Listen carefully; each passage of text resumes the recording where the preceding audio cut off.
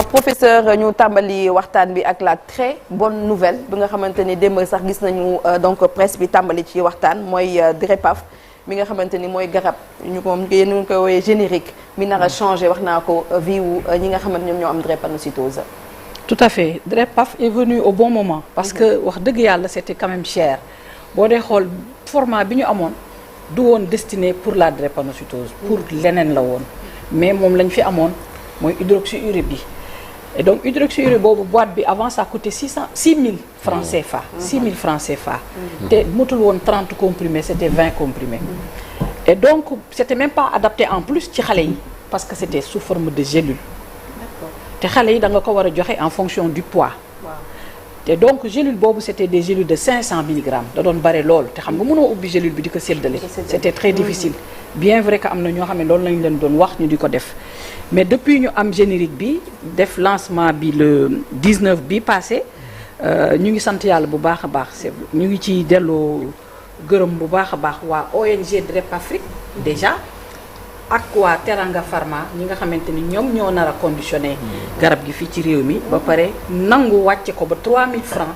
ba pare mu nekk ay comprimés sécables nga xam di nga ko damm di nga ko mën a damm adapté ko en fonction du poids pour 30 comprimés par weer ba tey des na on va dire que cher na ba tey parce que boo koy xayma day nekk benn comprimé 100 francs par benn comprimé 30 comprimés yi nekk loolu mais ba tey des na parce que c'est des traitements yoo xamante ni à vie la li doon gën mooy ñu subventionné ko vraiment à 100% ba nga xamante ni waajur bi du génne dërëm pour jënd garab gi loolu daal mooy l'idéal mais là c'est un début c'est un bon début c'est vrai mais on va encore essayer nañ ci gën a liggéey pour mu nekk gën ci liggéey pour mu gratuit pour drépano yi parce que on sait que garab googu noonu day indi tawféex bu bari ci drépanocytaires yi dina wàññi complications yi dina wàññi taux de mortalité bi dina wàññi crise yi ñuy def régulièrement da nga ciy gis drépanocytaire buy jàng boo xam ne chaque weer ñu ngi koy hospitaliser imaginer nga koo xamante ni xëy na ay 5 jours d'hospitalisation minimum sans compter coût hospitalisation bi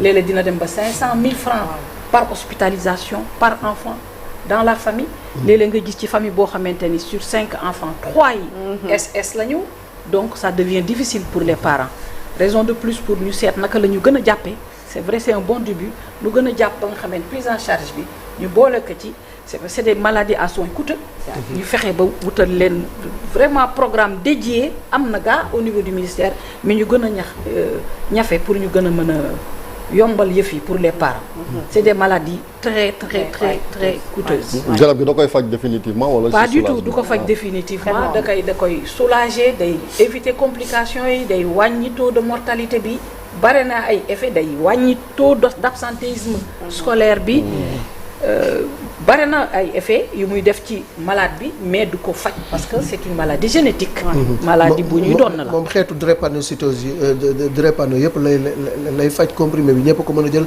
moo xam SS nga wala beneen bi surtout SS yi ñoo ko war a jël parce que AS yi on va dire que AS yi ay traits la ñu am trait drépanocytaire d'accord ñoom considéré wuñ leen comme ñu feebar sauf quelques-uns yi nga xamante ni seen S dafa élevé trop mais c'est surtout pour les SS SS yi ñoo ko mooy bu metti bi bu homozygote bi nga xamante ni yaa ngi koy doon ki sa yaay ak sa papa ku ci nekk jox la benn S nga am ñaari S waaw mais loolu foofu sax prof fu jar a teg baaraam la parce que boo nee ñaari parents kii jox la S kii jox la S mu mel ni deret la bu nga xamante ni dafa jege yoo maanaam tey dañuy faral sama mbokku séeréer yi du ma tooñ tey sama mbokku Haalpulaar yi ñoom ne de ko bandum la ñuy wax dañuy faral di sëy ci suñu biir ci suñu biiru bokk mais duñu dem def li nga xam ne xëy na mooy xool ndax sama deret ak deretu Dieynaba compatible na pour ñu mën a sëy ba am ci doom yi nga xamante ni yu mucc ayib lay doon daf mel ni lu ci bari loolu moo ko indi wala. C'est une excellente question parce que ñun bu ñu amee ay jeunes yu ñuy suivre nii pour drépanocytose comme boobu rëcc na mënatuñ ci dara dañuy fexe ba ñoom ëllëg duñu def la même chose parce que dañu feebaru ndono la te dañu seetlu aussi ni feebaru sëy bu jege la sama mbokk alpulaar yi la ëppee boo dee xool ci cohorte yi ñu am alpulaar yaa ci ëpp séeréer yi barewul trop li ñuy def endogamie ñoom ils sont très ouverts d'esprit ñun séeréer yi yéen séeréer yi mais moo tax il faut vraiment buñ ko mënee éviter c'est l'idéal ñu éviter sëy bu jege wax terewuma sëyu mbokk mais sëy bu jege. bu jege. Première génération. bu loolu weesoo balaa ñaari woydante yi di am balaa sëy bi di am nañu fexe def test prénuptial. ñu xool par test demel simplement ndax yow am nga wala électrophorèse de l'hémoglobine ndax kii am na ko kii am na ko bu ko ñaar ñi amee jarul ñuy sëy. risque la léeg-léeg nag c'est très difficile dañuy dem bay bëgg sëy di loo doog a wax loolu. ñu ci bare duñ def marche arrière. moo tax ca début ba. nga war a def waaw dañ koy jiital mais bu boobaa dañu nar a lor seen ay doom. seen doom. dañu nar a lor seen ay doom parce que bu sëy boobu amee ci ñaar ñoo am AS y a 25% de chance ñoo am AS ñoo am SS. 25% ñu am SS. chaque grossesse y a 25% de risque doom bu am SS juddu ci. donc raison de plus pour di def bilan boobu prénuptial bu boobu weesoo. ñu progresser ci toujours ci prévention bi mooy maanaam xale bi juddu na nañu teel a def le dépistage le diagnostic prénatal ou anténatal ou on va dire bu xale bi juddoo rek juste après pas anténatal parce que bu boobaa ci biiru yaay ji la ñuy prélever mais bu xale bi juddoo yeggaguñu foofu xëy na côté technique fii ci suñu réew mais une fois que xale bi juddu na nañu teel a def diagnostic bi à la naissance bu boobaa dinañ xam ban forme la am ñu teel a jël matukaay yi di ko suivre. professeur mën nañ ñëw comprimé bi dafa mel ni nekk na loo xam ne luy dimbali nit ñi lan moo taxoon mu yéex a ñëw Afrique léegi maintenant dañ koy defar fii ci réew mi te tamit kon à vie chaque weer da nga war a jël 30 comprimé yow SS bi pour nga nekk ci jàmm boo ko jëlee di nga am jàmm lan moo waroon Afrique ñu am jafe-jafe ak comprimé bu ñan ñoo ko defar. looloo taxoon ñu doon xeex pour am suñu souveraineté pharmaceutique. lii moo ko indi gaa ñu ngi ci yoon bi. bu ñu commencé nii amaana du pour rek pour drépano dina nekk yeneen aussi pour yeneen xeetu feebar yi. heureusement que commencé na fi am pour boobu yeneen ak yeneen ñu ngi ñaan yàlla aussi ñu am fi. parce que avant famille yi sonnoon nañu lool pour am hydréa bi. hydréa moom la tuddoon bi ñu koy jaay ci yeneen pharmacie bi di ko jaay dans les officines mu cher 6000 francs te léeg-léeg sax ñu ne la en plus dafa nekk rupture teg ca. mais en plus de tout cela du ñëpp ñoo war a jël aussi DREPAF bii parce que dafa am ay indications bien précises du drépano la rek daf ko war a jël il faut que médecin bi prescrire la ko xool sa yaram xool defal la bilan seet ndax di nga ko mën a supporter côté hépatique wala déet bu boobaa nag mën lañ ko jox et puis bu ñu la koy jox sax on y va progressivement du ñu ñëw rek jox la nga di dose donc dafay laaj surveillance laaj un bon début et puis di la surveiller régulièrement pour am ci li nu bëgg comme résultat. c'est important léegi conditionnement bi fan lay nekk fii nii donc au Sénégal fii la ñuy defee conditionnement bi c'est en 2026 la ñu nar a commencer disons commercialiser ñi ngi ñaan sax peut-être balaa ñuy commencer loolu ñu ut des moyens pour subventionner pour que ça soit gratuit quand même ci ñi am drépanocytose. c'est un bon partenariat qui est en train de se faire entre waa Teranga Pharma maa ngi leen di delloo njukkal bu baax a baax ak ñoom docteur Sow à qui je rends un hommage parce qu'il se bat depuis tout le temps et puis ak l'ONG DREP Afrique. ok ONG DREP Afrique c'est un bon partenariat entre ñoom ñaar en fait. État étant facilitateur. d'accord bu ko defee loolu mooy gën a pérenne à notre avis. bu ko defee bu nu continuer noonu amaana dootul amati rupture. avec des subventions venant d'un peu partout. wax dëgg yàlla loolu moo tax ñu amagum ko. mais je pense que buñ ci gënee góorgóorlu mën nañu am yeneen kile aussi mais partenariat boobu moom vraiment ak Teranga Pharma. on pense que dina dem dugg ci yeneen xeetu garab aussi pour di ko conditionner fii bu boobaa ci lay gën a yomb tous les types de ba am nañ ci médicaments quantité ak quantité bu bëri am na fii ci réew mi ci comprimé DREPAF bi dina ko am bu soobee yàlla parce que l'usine est là ils sont en train de faire un excellent travail kon mun nañoo xaar tamit yeneen dëkk Afrique ñëw commander fii pourquoi pas et même la sous-région compte sur nous ay Mali ak Mauritanie ak Guinée et cetera compte ci ñun pour ñu di leen délivrer DREPAF bi voilà avec ñaari formes kañ la ci 2026 bi à peu près ban date la. je ne saurais le dire peut-être ñoom dinañ ko kii waaw ñoom Amadou dinañ ko xam mais je ne saurais le dire en tout cas c'est là def nañu lancement bi on va j'ai même entendu dire que ni ñu ngi commencer mais de manière très timide mais li ma ci gën a dégg mooy début 2026 ce sera disponible un peu partout donc prof li mu wax léegi dafa am solo parce que ñu DREPAF 100 bi yaa ngi doon wax léegi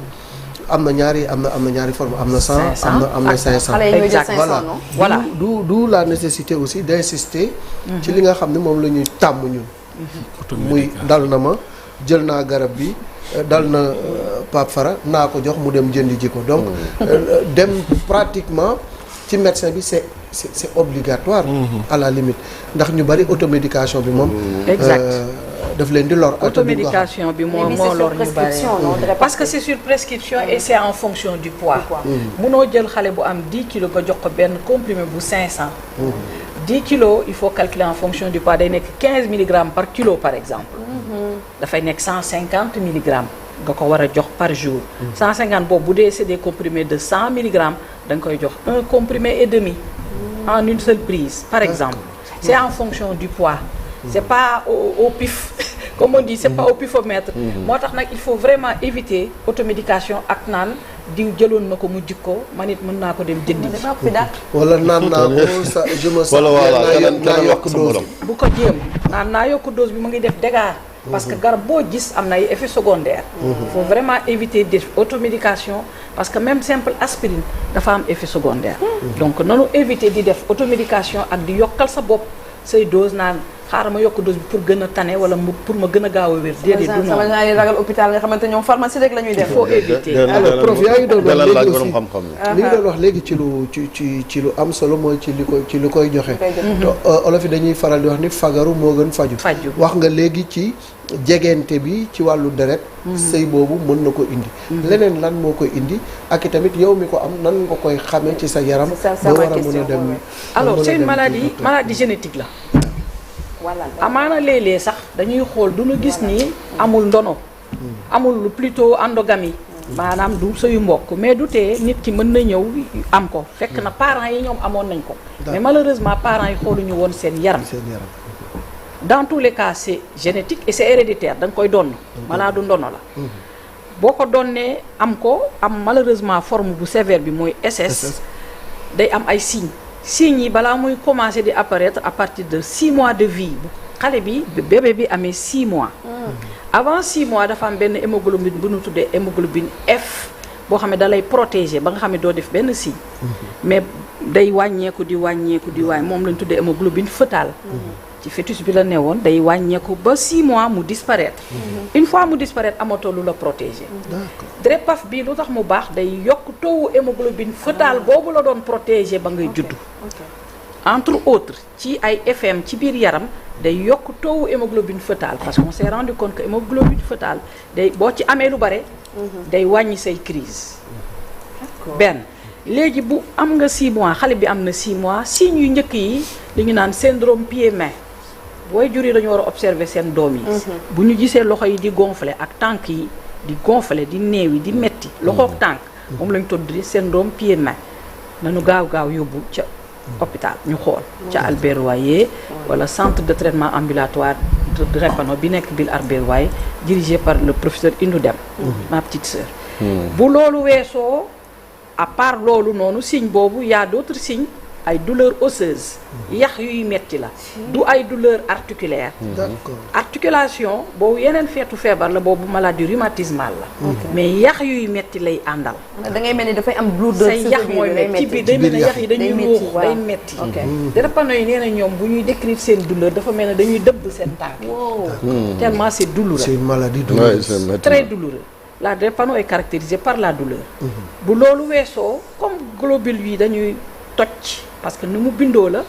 gis ngeen globule rouge Drépano nu mu melee na comme ay lune. moo tax ñu naan cycle cell. bu tojee bu bousculante woo dafay éclater bu éclater nag day mooy indi bët yu jaune yi.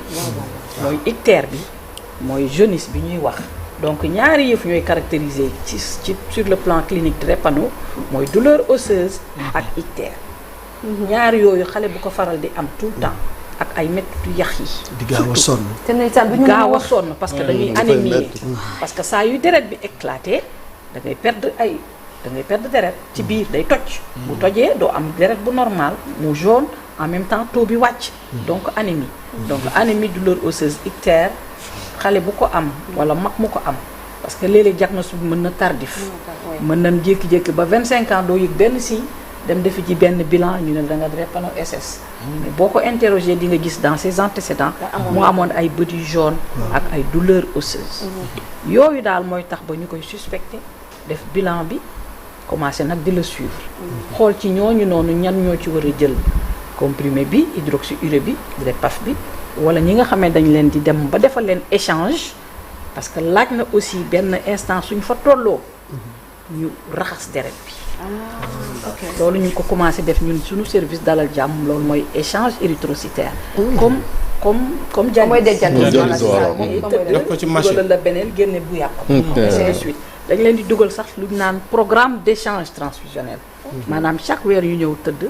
l'objectif mooy transformer leen en AS. wàññi le maximum de S. ça peut se faire. ñu ngi koy def depuis daaw. avec au niveau du centre de greffe am na solo professeur. ñu ngi koy def depuis daaw te vraiment ñu ngi ciy am ay résultats parce que wàññi na crise yi xale yi di def ci école yeeg ci voilà. taux de mortalité bi ndax xayma ngeen ko. ak tamit ndax nit mun na ko am dund ak moom ci gudd fan. à condition peut-être que nga toppatoo sa yaram. daaw soutenir loo nañu suñu benn étudiant benn thèse sur drépanocytaire du sujet âgé. On s'est rendu compte que suñu ki gën a âgé suñu drépanocytaire yi am na 75 ans. SS en plus. te loolu yëpp bu ñu ko mënee am suivi régulier moo ko waral. bu ñu amee suivi régulier lépp loo xam ne commencé na clocher ci sa yaram ñu réglé ko. nga jàll ci leneen ainsi de suite mu jëm kanam. voilà loolu daal moo ñu ciy dimbale. pour nga mën a gudd fan bi moom li mu dépendre c'est surtout par rapport au suivi régulier ak disponibilité des médicaments. taux de mortalité bi ndax xayma ngeen ko. alors bañ ko xaymaa taux de mortalité bi à moins de 5 ans. ou décès bi day précoce ou tardif. wala au dépend des complications yi drépano bi di am. mortalité mënuñu ko xayma en tant que drépanocytose parce que li leen di rey. c'est pas que la drépano en tant que telle mais les complications liées à la drépano mën nañu gaañu parce que dañu problème rénal wala problème cardiaque wala problème oculaire et cetera. ñi mu dal ndax am ngeen xayma baal ma rek am ngeen xayma ci réew mi ñu xam proportion bi naka la toll yi tamit. alors je commence par dans le monde à peu près am na 7 700 000 de drépano.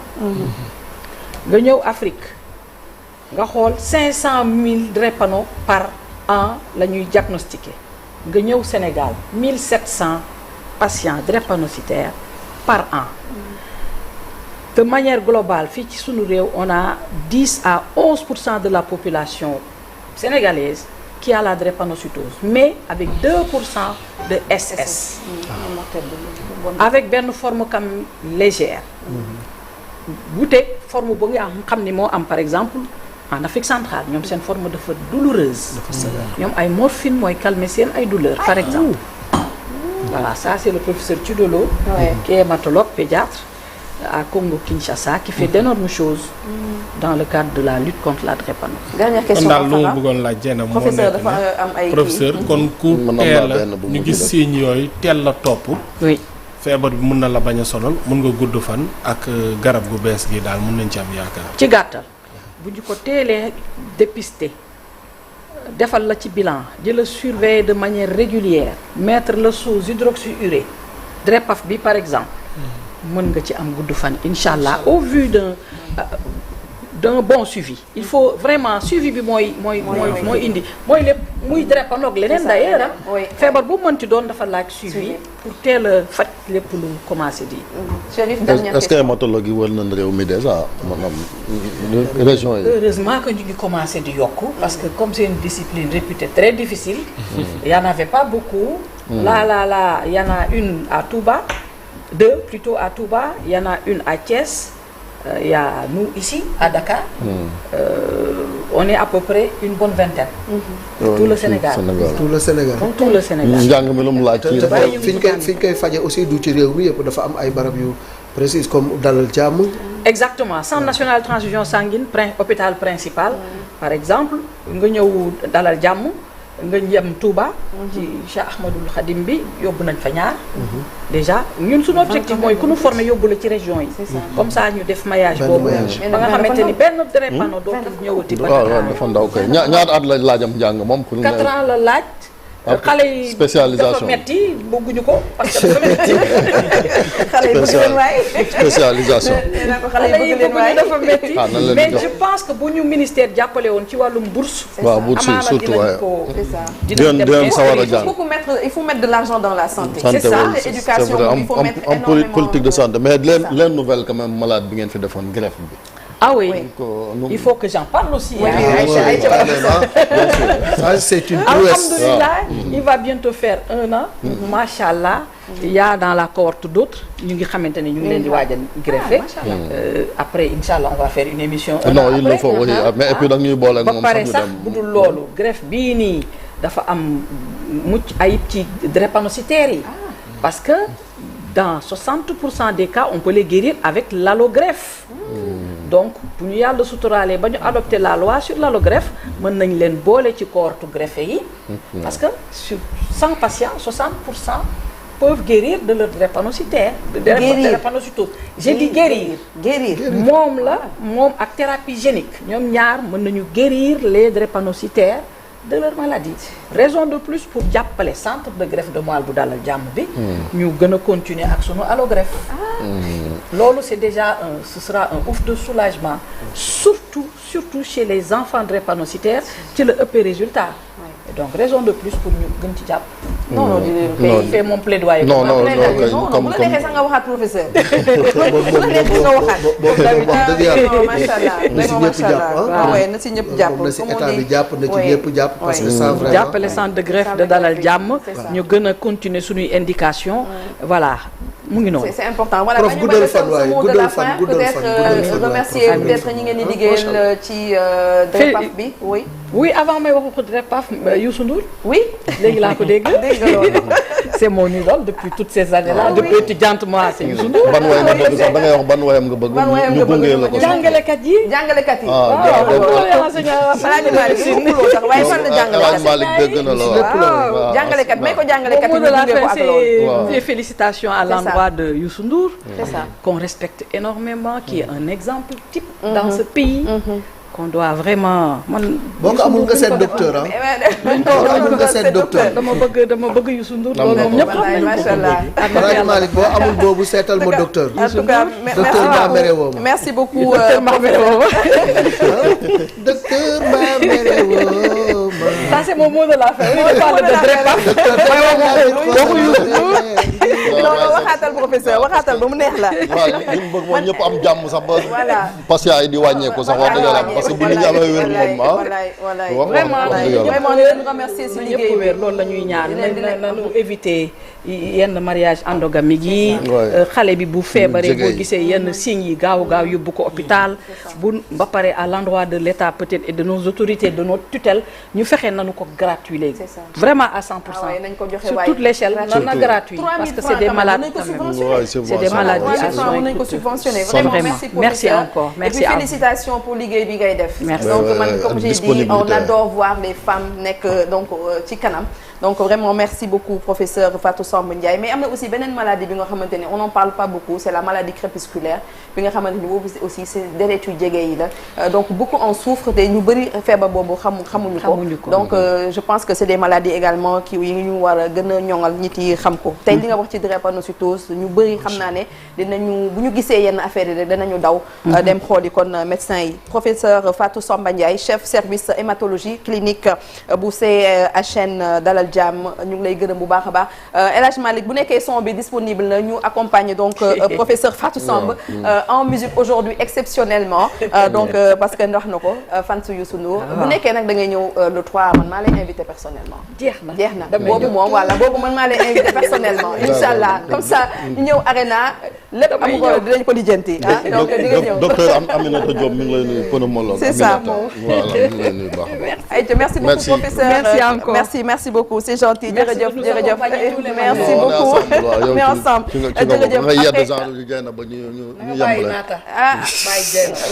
non man moom su dégg nga pulaar tuuti professeur so rokki kam seetan roq dum kadit donc à la problème merci beaucoup 9h aca wayalal docteur kon comme que El Hadj Malick kiiwul waaw wayal ko professeur revenir aca ñëwal waa ca bu ñëwal docteur Mamere woo ma waaw docteur dafay laa biir xoolam ba day leer ngir malade ba mbaa mere woo ma professeur yow mbaa mere woo ma merewu la docteur dafay laa biir xoolam ba day leer ngir malade ba dégg loolu